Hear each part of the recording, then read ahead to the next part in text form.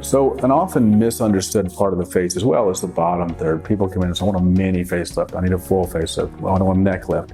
Really all the procedures go hand in hand. The underlying problem in this part of the face is the muscles and the ligaments of the fat pads of the face have changed.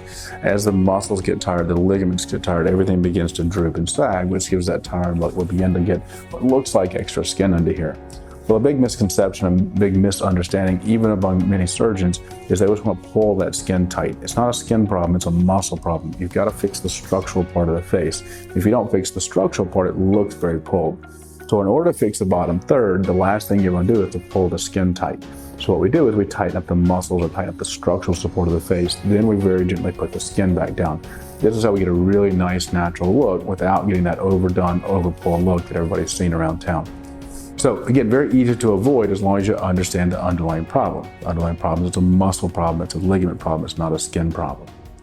So now what about the difference in a mini facelift and a full facelift? So they're really one and the same. So whether you're 35 years old or 85 years old, if you're seeing this drop down, if you're losing that jawline, if you're starting to get some jowls, it's a muscle problem. So don't be lulled into this misconception that they can do a quick lift or a mini lift or something, a little lunchtime lift where they're going to take the skin and they're going to pull it up just a little bit. If you don't address the muscles, it's not going to last.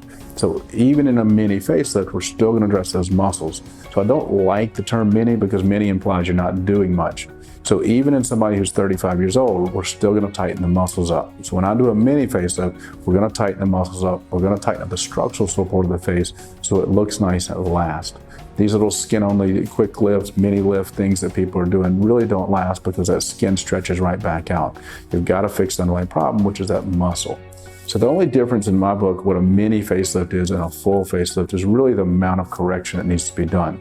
In somebody who's 35, 40 years old, they're just getting a little jowl, they're just beginning to lose the definition of the jawline, a mini facelift is adequate. Even though I'm tightening the muscles up, I'm not doing as much work on them as somebody who's 65 or 70 who's never had anything done. That's more the full facelift, only meaning it's a little more involved. The process is the same, you're still going to tighten the muscles, you're still going to fix the underlying issues.